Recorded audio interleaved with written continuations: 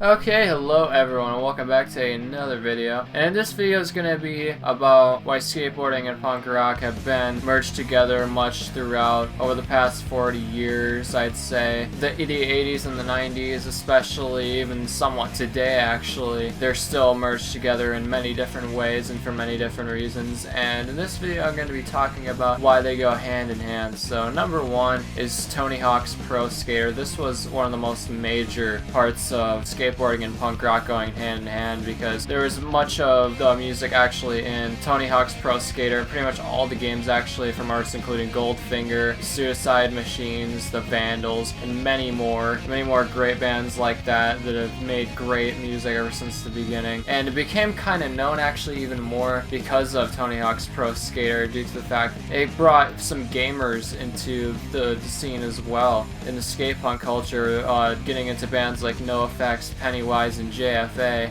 and listening to them more, getting into skateboarding and punk rock and stuff like that, and gamers also getting into it as well, like I said. And it's really had a massive effect on punk culture due to the fact that Tony Hawk's Pro Skater was kind of mainstream, actually as a mainstream thing, so that's kind of why it goes hand in hand with punk rock, and I think that's a really cool thing that's been done. And speaking of Tony Hawk's Pro Skater, there's actually a new Tony Hawk's Pro Skater with a killer soundtrack in it as well, so be sure to check that out. And another thing is a lot of tours, especially Warped Tour. I've actually done a lot of skateboarding at Warped Tour before, and they didn't do it in their later years though. In the 2000s and maybe even the 90s, they had half pipes for people to skate on and everything. And of course, Warped Tour, especially back then, had a lot of punk bands, and still did to near the end actually. And there actually was a lot of skateboarders. I think they probably got rid of it because it was more of a liability issue due to the fact that, of course, skateboarding is a dangerous sport and people can get injured, and they don't want to have those massive liability suits on them, so I can kind of get why they did that. But for while it was a thing in Warped Tour,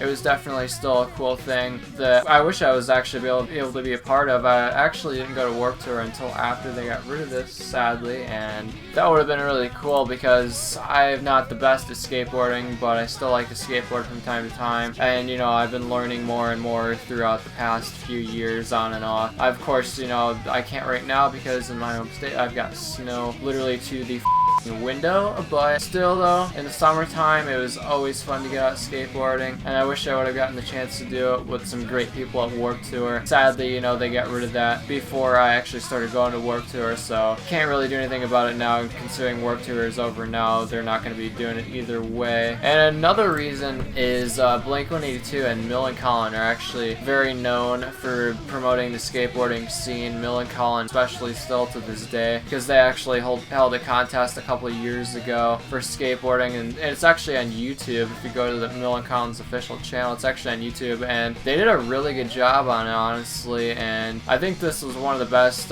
European skate videos I've ever seen, honestly, and you guys should definitely check it out if you want some good skate footage and some good like skate punk kind of vibes for sure, because that's definitely what it gave me. Like even 90s skate punk vibes it kind of gave me. And it's good to see that this kind of stuff is actually still around. This scene is actually still around, the skate punk scene, because it's one of my favorite scenes of all time for many reasons, and I wish it was popular like it used to be. It is still kind of popular to an extent. Of course, not like it used to be, but knowing that a lot of people are still into it at least is definitely a good thing to be knowing. So, and Blink-182 as well, not as much as back in the day, but back in the day, especially like when they were in the early days of the band, they would skateboard a lot and promoted it heavily. And of course, Blink-182 being a very, very well-known band, they promoted that as well back in the day, and even still to this day actually, in music videos, or Tom DeLonge talking about him skateboarding as a kid or whatever. They promoted it heavily, and I think they got more people into skateboarding actually. They're actually one of the reasons why I started skateboarding, I'll be honest, and I definitely thank them for introducing me to skateboarding along with some people in my neighborhood that skateboarded, and it was a common thing in my neighborhood, which is also a thing of why I started skateboarding. So I definitely thank Blink-182 for being one of the main reasons for getting me into skateboarding, and I will always appreciate them for that. So those are some things I could find, I could think of why skateboarding and punk culture merge together very well. Let me know what your guys' thoughts are on this topic, and I will see you guys later. Peace.